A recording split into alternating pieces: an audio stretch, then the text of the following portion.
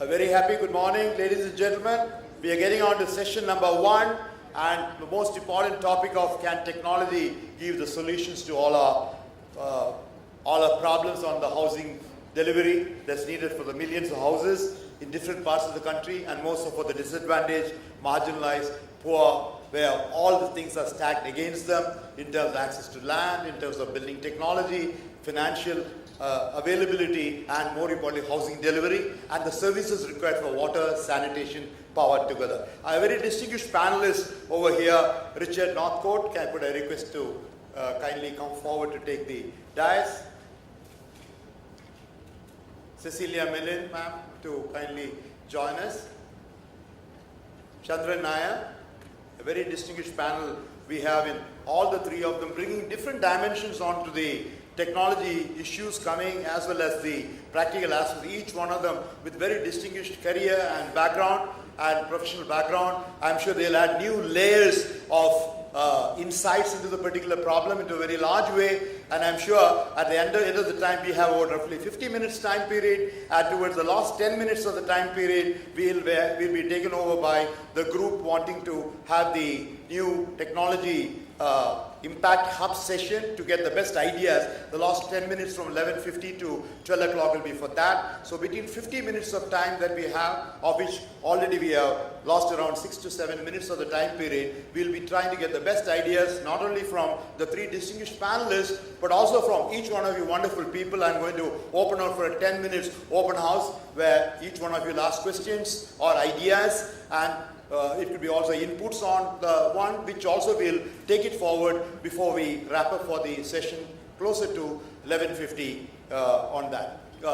Before I ask the distinguished panelists to give their own points of view, which they will give in round 1 for 5 minutes each. After that particular things, we'll open some question answer and then opening out the session. I just thought I'd take a minute. The larger issue of technology, why are we discussing, is we are talking in terms of assembly of land, we are talking in terms of the organizing the communities themselves in terms of what they want, in terms of design issues and other related aspects, and more importantly, the very house building itself, which means large number of inputs required for the building materials, the technologies, the walling, the roofing, the flooring, the access to water, sanitation, as disposal energy through solar, whatever. The 100 ideas. Technology required for a single little house to be done by beneficiaries is one end of the cake. The other one is where land is a very high cost. You've got a big multi-story building like you have in Hong Kong and other places, including the place where I come from, Mumbai. You have problems of two ends of the technology scale needed. One at the local level for beneficiaries, at the level of the upper one. And another thing, technology also is needed to understand the needs of the people and how do you get it translated in the process. Between the government, which gives a lot of subsidy and public housing coming, how do you use this information? So different dimensions are coming on that. So it's not purely an issue of building materials and technology alone. So larger issues will come out on that. We'll open out. Only thing is the cost of construction is increasing. With inflation coming in the country, in most of the economies over there, it's going 50% more than the normal inflation there, which would mean that affordability of the housing component for each material, steel or brick or cement or other components required, that particular thing is increasing in all the geographies that we are talking, the Asia Pacific region there. But at the same time, incomes do not increase the same way. So how do you bring cost-effective, affordable housing by which the technologies are rightly used? You bring strong, durable, functional, acceptable housing which will have a long durability for housing, and especially more of the cramped spaces of, say, about 30 square meters or 60 square meter type of housing that's done for this particular group. How do you use technology also in a large way by using all effective spaces? My opening remarks end at this point of time, and I would like to request straight away Cecilia Millen to kindly come forward. You can kindly say, you can sit from there to talk, or you can come and talk as you feel. 5 minutes time is given. The question that is being asked is over there, can technology solve the housing crisis in Asia Pacific region? Different geographic context aspect. Cecilia?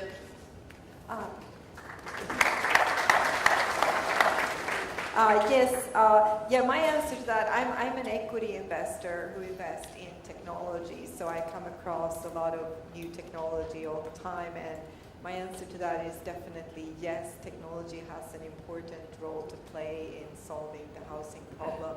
And now you might ask, in what way can technology help? Well, there are a lot of new materials, new approaches to building. I think we've all heard about modular housing, for instance, where you can assemble the housing indoors in a factory-like setting.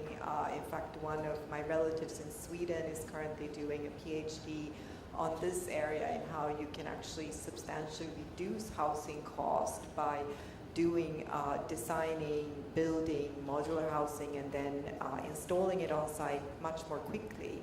And this kind of housing can potentially also be moved later on, so it's more flexible. So that's one area. Also just new materials in general. In Japan, there's been a project with using mud and magnesium oxide to strengthen the mud and then make bricks. And that's, from what I understand, technology that can be, those kind of bricks can be made fairly easily. They're much, much stronger than normal mud bricks. And as we probably know, as probably most of us know, Japan has very, very stringent housing standards because of earthquakes. And these these mud bricks actually stand up to the Japanese housing standards. And so there has been a project to build this kind of house going down, actually digging down in the ground and building houses that are quite, that don't require much energy to heat or cool, so that's an additional benefit. I mean, that's really design, not just technology that's been applied there, but that's one project that I came across that I think is quite interesting.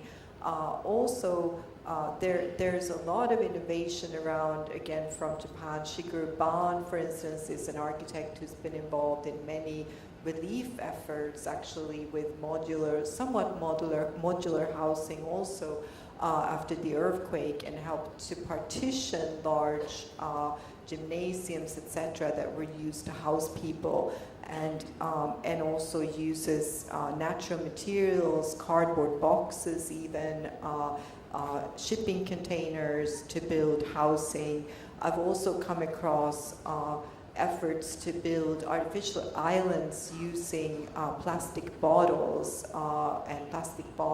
nets, sand, bamboo, and then put housing on top of that. Now that's very experimental, and maybe we would even say a little bit crazy, but I think it's important to look at a wide range of ideas in trying to solve the housing problem. And clearly paper, for instance, is not as crazy as it sounds. It's being used again in Tokyo, in one of the Indonesian museum there. They have a tea house where the roof is actually made of paper, and so that's not as crazy as it sounds. It's recyclable as well.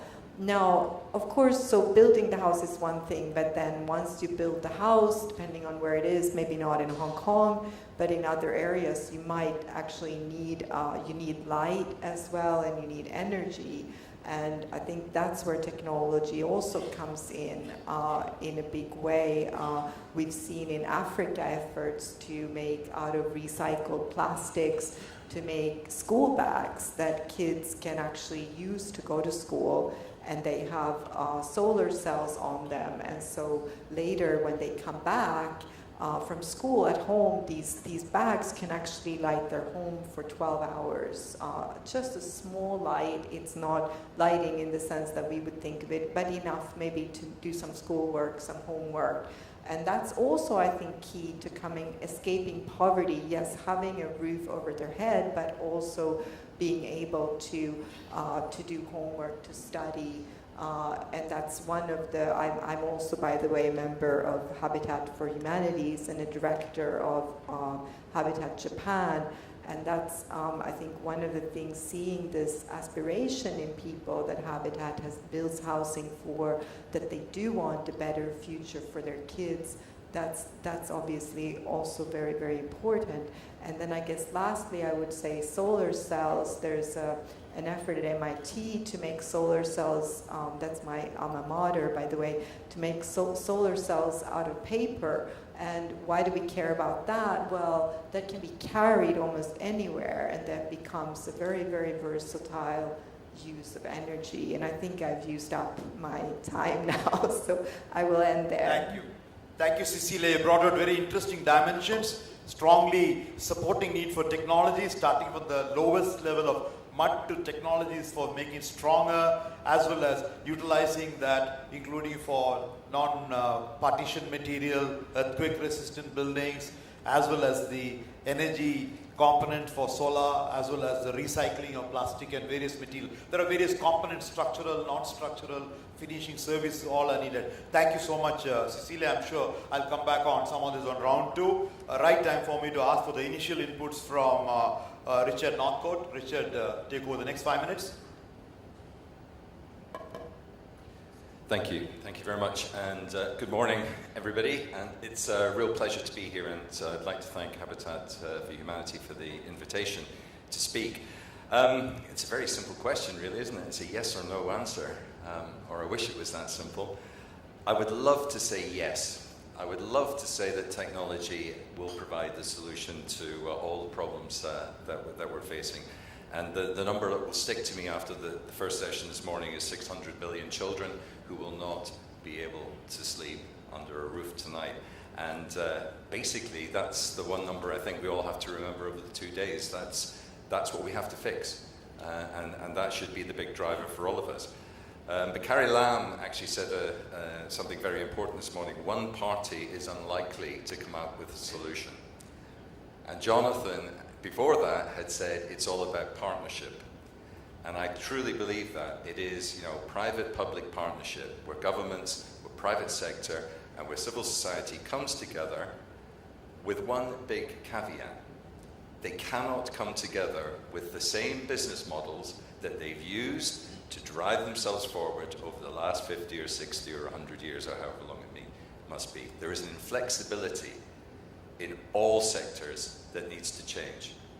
And again, Carrie Lam mentioned the word compromise this morning, and we all have to be able to compromise. We have to be able to compromise on our normal business models if we're a private sector company wanting to move into this sector.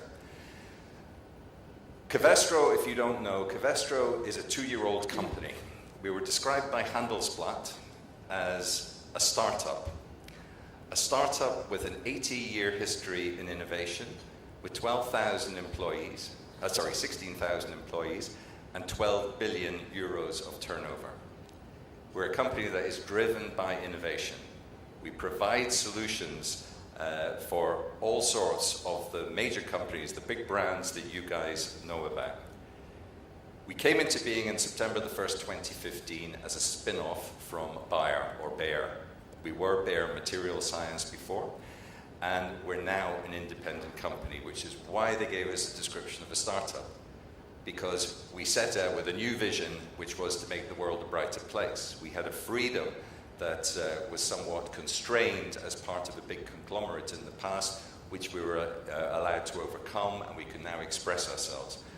We set ourselves 5 non-financial targets, one of which was to reach, or for our technology, to reach 10 million people in the underserved markets by 2025.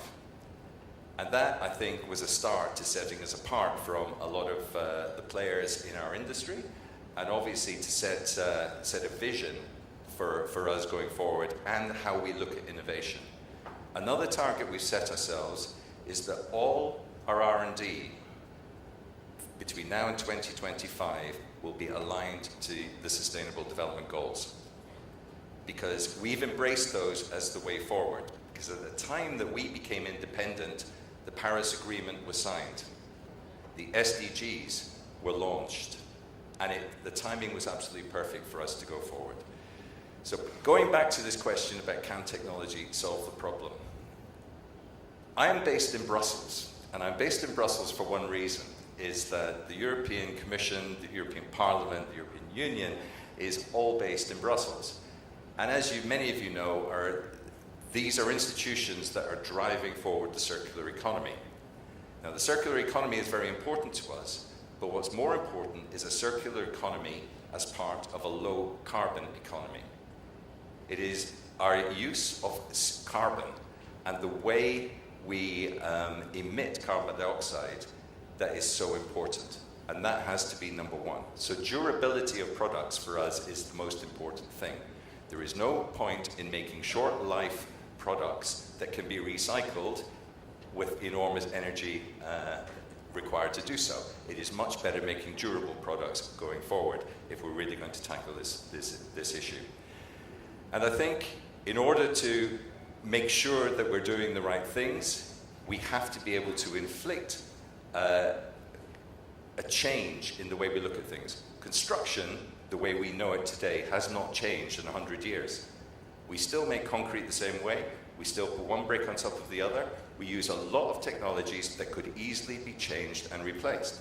So when a government official comes to me and says, your innovation is fantastic, you can make a plane fly around the world using nothing but the sun, we need more innovation like this, my point to them is, no, you need to implement the technologies that we have already developed, and then that will drive us to more innovation. Thank you. Thank you.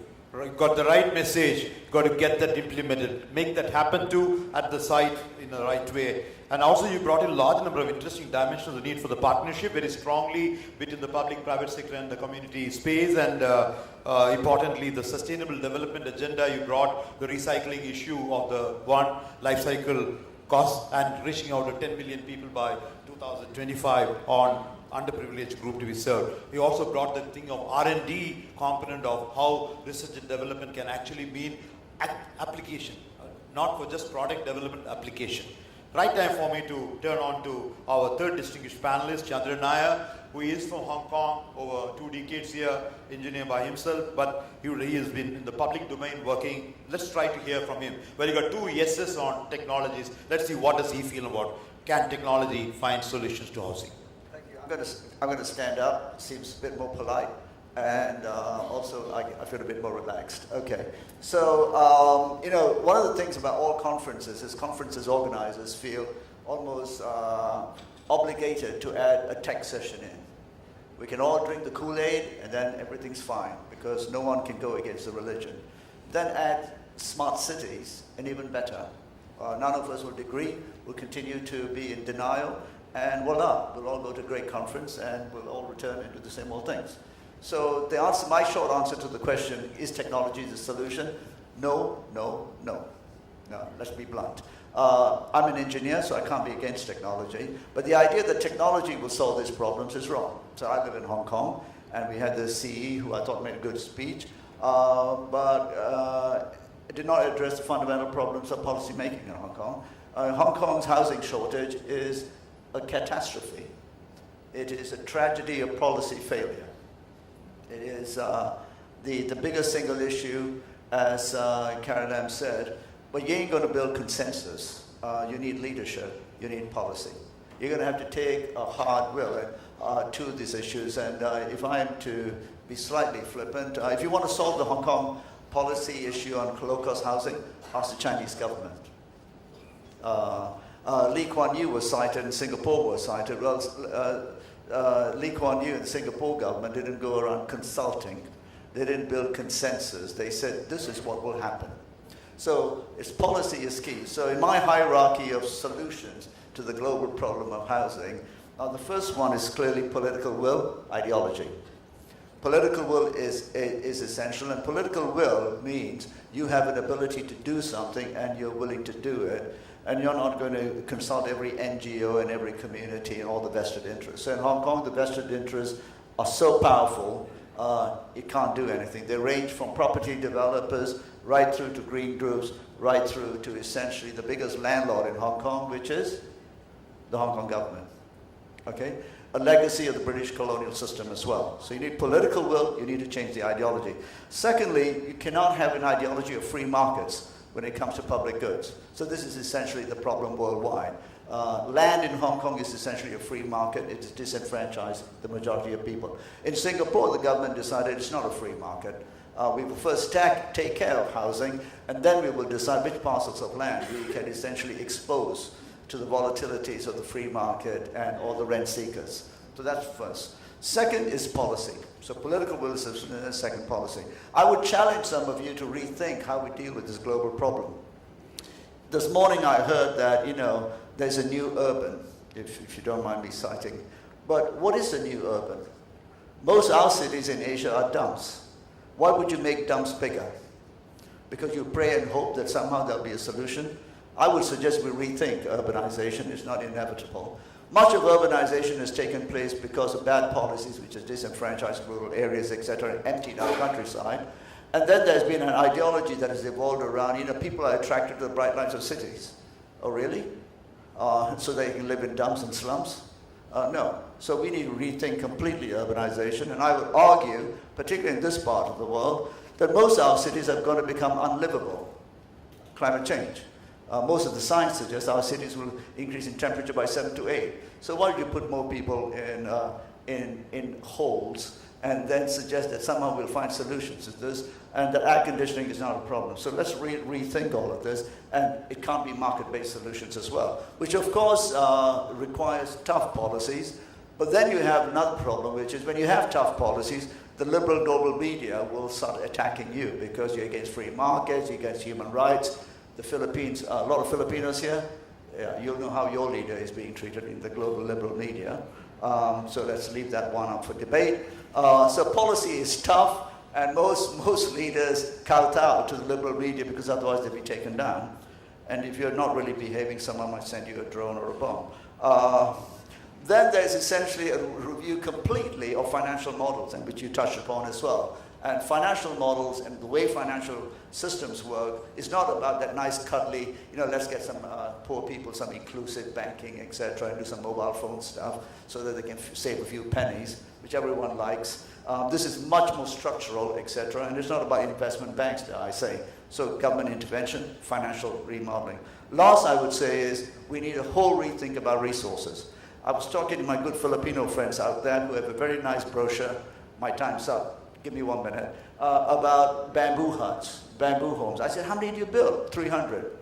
I love those guys, but 300 ain't gonna solve the problem.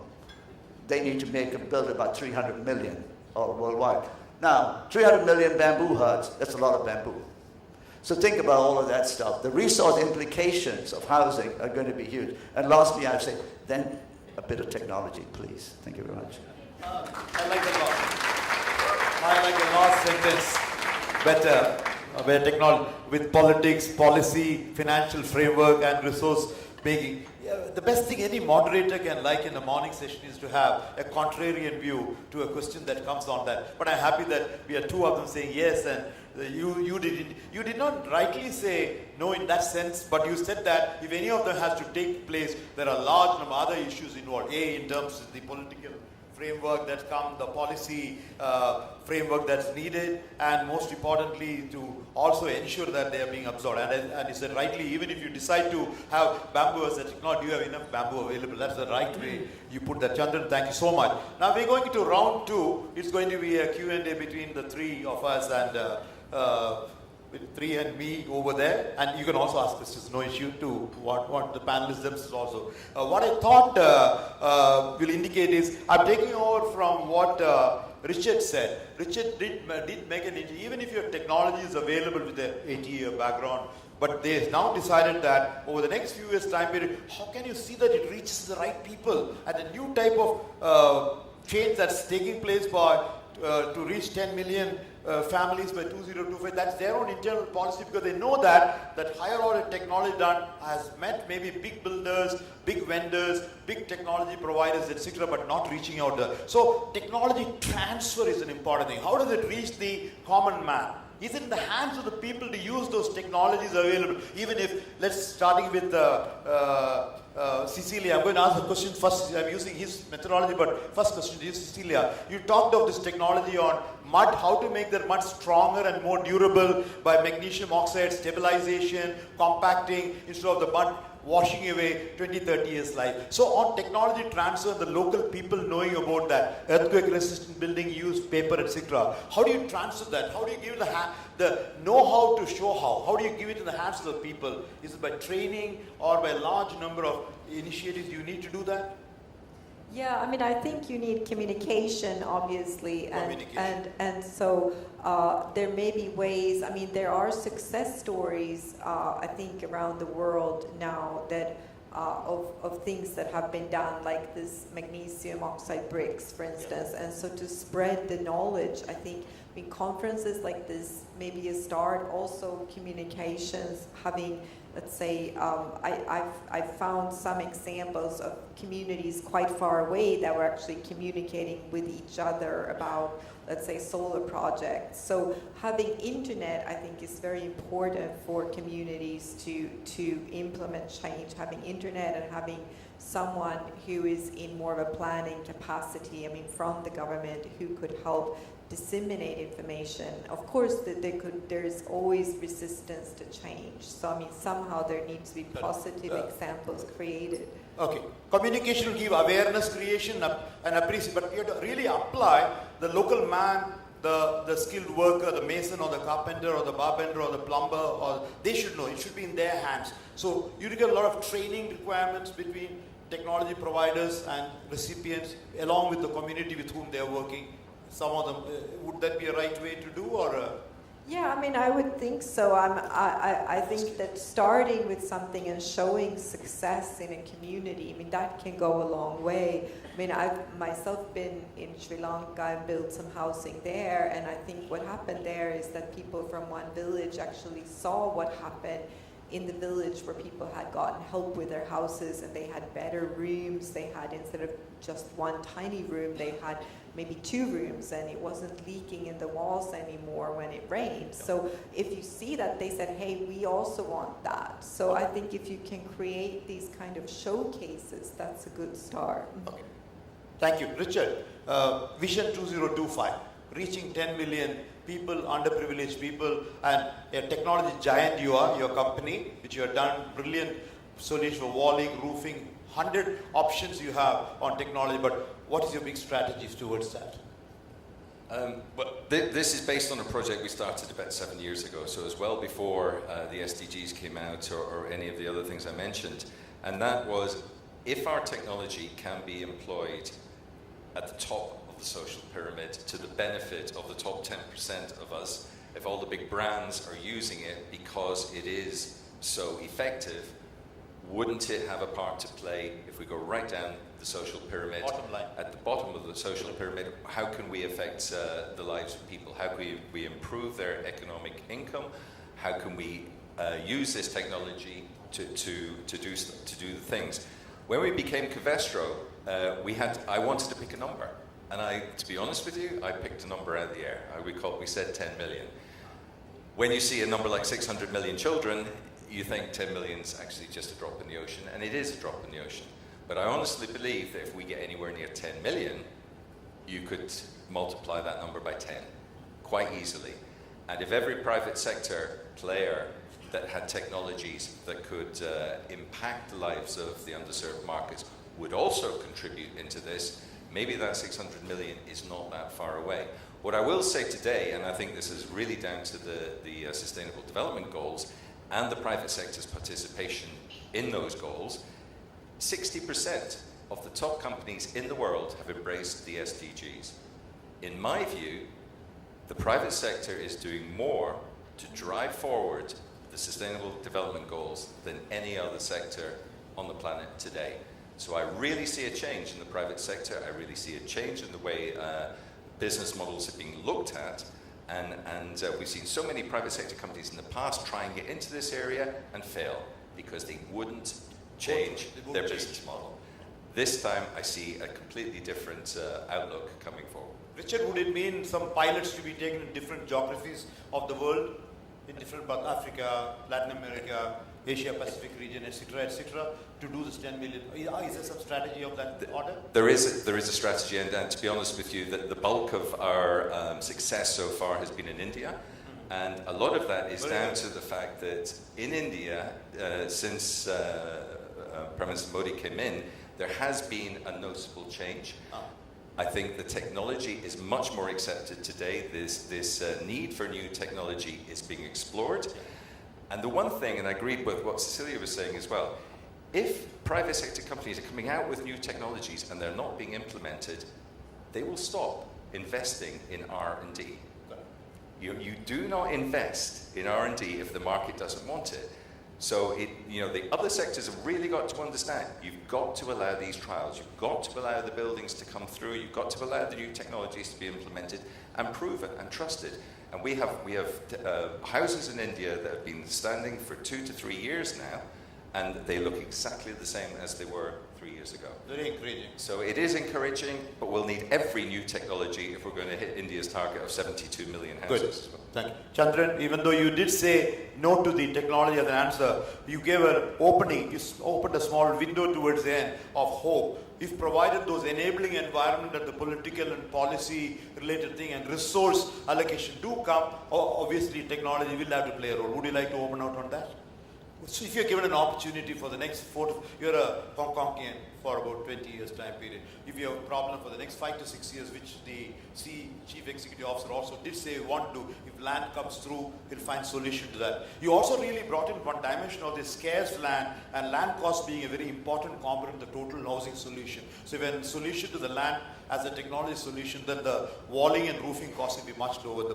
The proportion of construction cost as a thing of the total cost of land. Would you like to open out on that and give some ray of hope to the large number of houseless people here? Yeah, I hope I did give hope by saying policy first. And that please do not use technology as your little therapy drug and get seduced. So I thought it was, I'm an engineer, I'm a chemical engineer, so I understand material science. All of this is important. But I do think we delude ourselves by not understanding its policy. Its policy. Second, it requires hard policy. We don't live in a world in which, there's like 1 billion people. We live in a world with 7.5 billion, reaching in this part of the world 5.5 billion. This is not going to take cuddly stuff and foundations and NGOs, with all due respect. This is going to take hard government policies. And policies now are part of a geopolitical conversation as well. We need to understand. I used the Philippines example as one. The other thing I think is mindset shifts as well. So I challenge the urbanization as inevitable model for economic growth. I think this is hubris. And so we need to challenge that. We talked about technology transfer.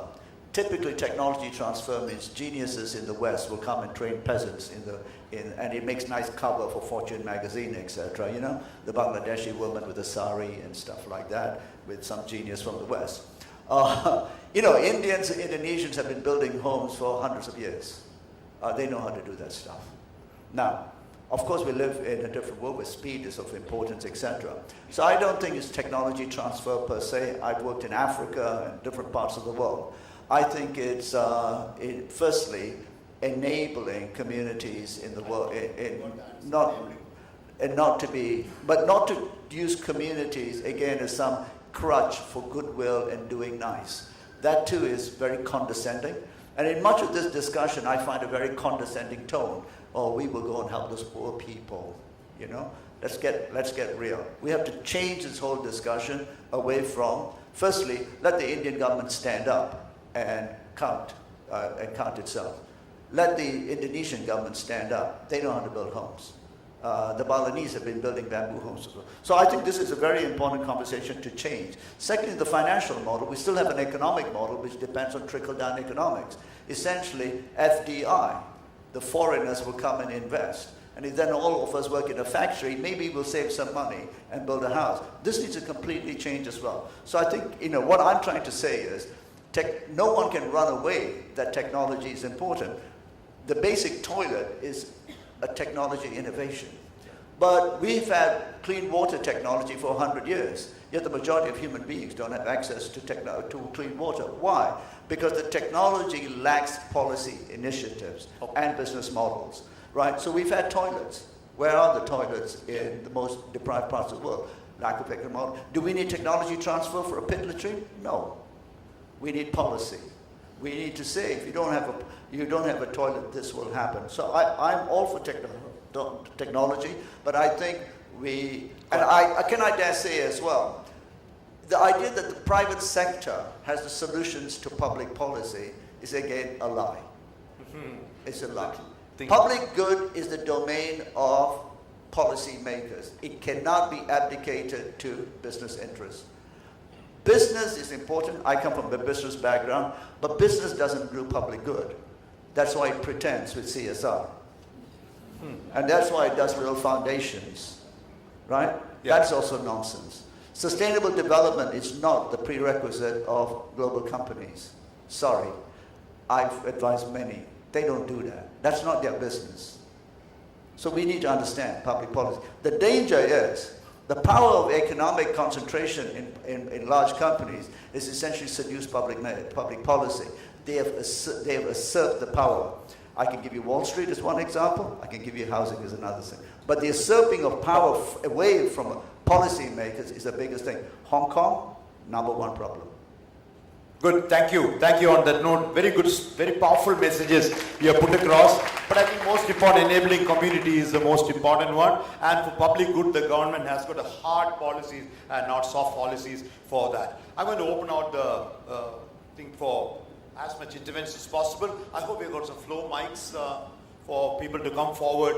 Can somebody, can you indicate by raising your hands how many would like intervention? I find over there 1, any more, 2, any more, can you, rationing time. Any more interventions other than the 2 over there? You start, sir. Please start. Thank you very much. Make it very brief. Address it to any one of the panelists or a general observation we would like to see. Come back to you. Sure, I'll be very Not brief. more than 1 minute for your question. Thank you. Yeah, I'm Eknath. I work for Habitat for Humanity Area Pacific Office in Manila. Thank you very much for the presentation. Actually, it's very exciting to hear all this innovation.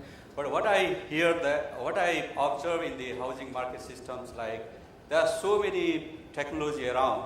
Is one of the innovations happening in the housing sectors. So many technology design innovation is happening. Then again, there are so many other alternative building materials like stabilized mud bricks and bamboo and so many. It has been used in generation to generation. But always I have seen is the uptake level is very low, and it is very low market uptake.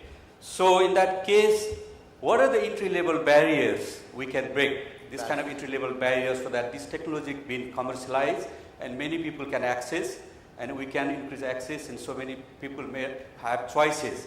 So in your experiences already you mentioned, I do agree that there's so many interventions being made. We got your observation. Many technologies available. Are there barriers to it? Are there roadblocks? Accessibility for that. Would any one of the 3 or all 3 like to take that?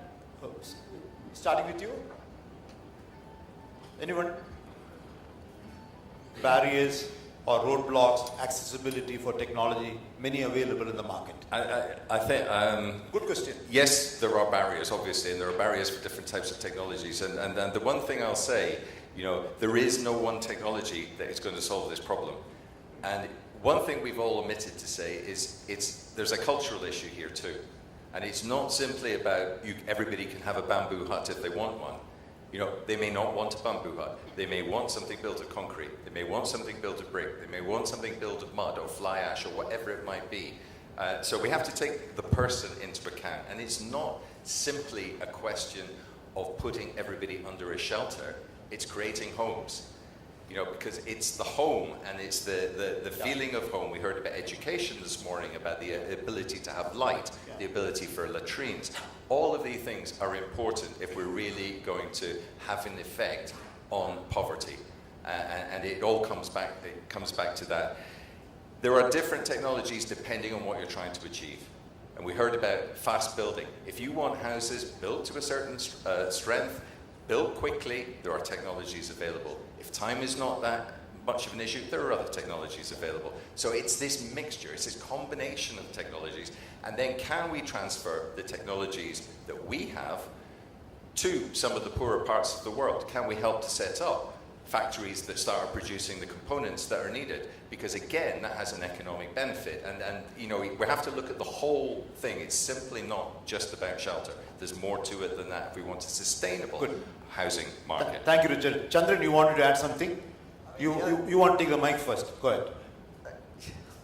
The only thing I'll add to it is, I don't know which markets you're talking about, but I've worked in Africa, India, China, Indonesia. I've never met people who have very bad housing essentially fuss about the materials. I've seen them, of course, have barriers imposed on them, but the inability to essentially access the most basic rights. So this comes back, without being boring, back to policy. The other thing I think we should be really careful, and I have to say, this is my prejudice, I hate to hear this word mud and bamboo. It's kind of like, love fest of NGOs. So can we just use different terminology, etc.? Because I suspect terminology... Local traditional material, maybe. Even traditional is son of a bit hippie-ish, Local, you know what I mean. They think you're all smoking hashish, and we all do a bit of bamboo and sandals and a bit of, stuff. Yogurt for breakfast. So, I mean, let's get the terminology right. It's part of the condescending attitude as well. Those poor people need a bud, and then they need a little stove and stuff like that, and they need a little light through a plastic bottle stuck on the roof. You know what I mean? So, if you have to change that, you have to confront policy. It comes back to policy. Okay. If you have policies, things change. If you don't, we all sort of muddle around trying to love brown and black people. Cecil, would you like to add?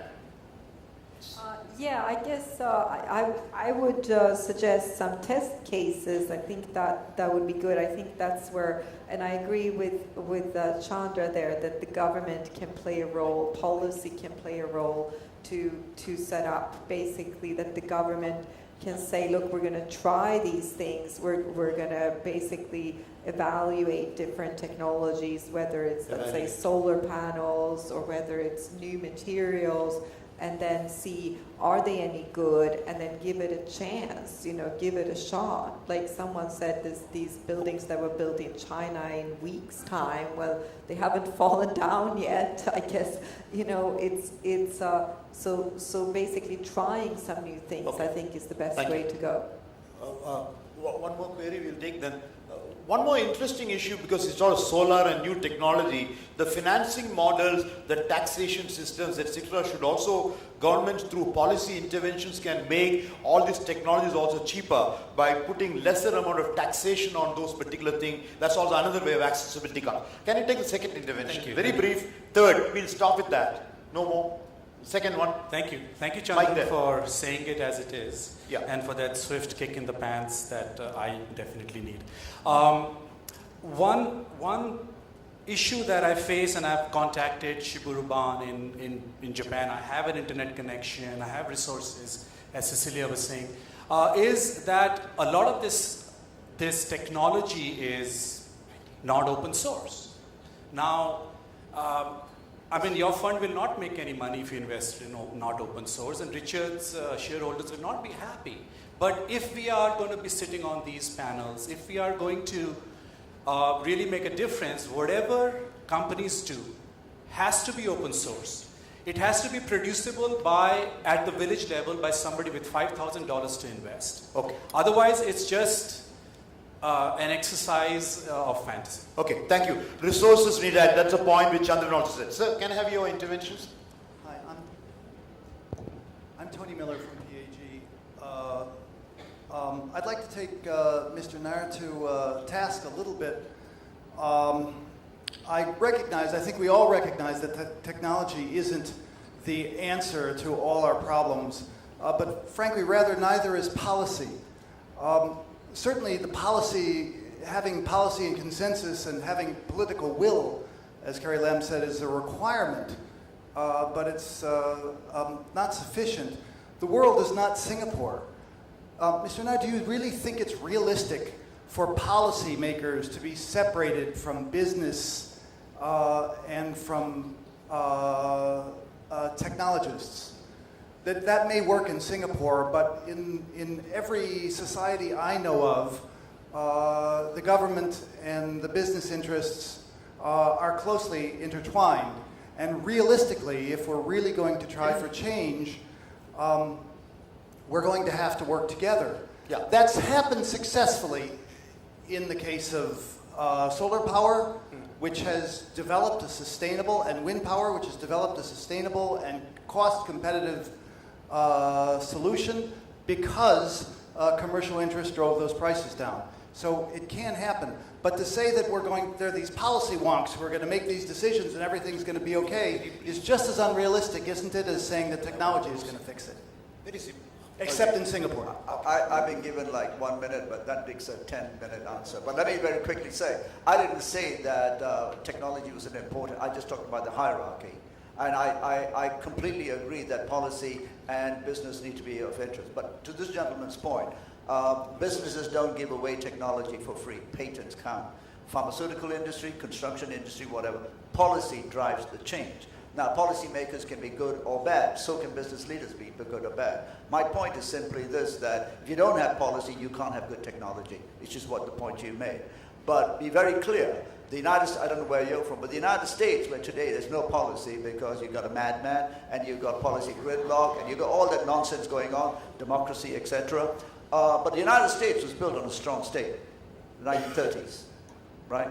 That was what most of our countries were built on. Today we have essentially the usurping of the state by strong business interests. Business is critical, but when business usurps the state, who lobbies against good regulation?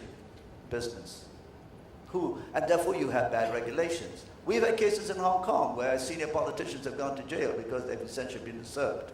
So I'm not saying it's one or the other. But Yeah, in the I got it. hierarchy of I got it. choices, technology, Chandran, policy first. I got it. Shut up now. Thank you. Thank you. Sorry to, but thank you so much. Ladies and gentlemen, I'm coming to the closing time of mine. I'm trying to attempt to make a 30 seconds rapid fire closing of what all happened because I got to hand over the thing to the Impact Hub team to take over in the next few minutes' time. First of all, thank you very much to all my distinguished panelists and for the flow interventions. Very rightly, technology is an important component which will play a very major role for solution for the housing is needless to say. But as a very important requirement is the policy framework, a hard policy framework which should provide the enabling framework for introducing of all these particular technologies, be it in terms of the low-end technology, low energy technology or the high-end technology. Even if you generic words, don't use bamboo. These are all important. Traditional, vernacular, as well as predominantly technology imposed solutions or faster. All these have a place, but they should be sustainable, energy efficient, as well as more importantly, the important circular economy of the recycling component to be done. Disaster resilient becomes an important component over there for not only for housing but also infrastructure on light energy and water and other related things. You have to make that accessible for the people to use that. Training and other related thing, awareness, appreciation, application becomes an important component. You've got in the new dimension of also the issues related to education to be education, engineering, and more importantly, enforcement becomes also an important component to deal with that. You don't want the wrong technology to misapplied on that. So it's a combination of all that together that comes. And I would like to close it with the last particular thing is, so it's not pure government alone that can solve that or the pure private sector that can happen there. You require a public-private people's partnership where the government along with the community and the technology provided through private sector or whatever, they're going to work together. And only the working together is a message, but to help that working together policy framework from the government side helps substantially. On that positive note, I want to say thank you very much to all my distinguished panelists and for HFS to give us this opportunity to be on this dais in the morning. And let's proceed forward. You will find solutions to each one of them in the four sessions going to come today and tomorrow, and each one of these will be discussed, and we discussed a mile long, inch deep, day long, inch long, mile deep approach in those particular sessions. Thank you so much.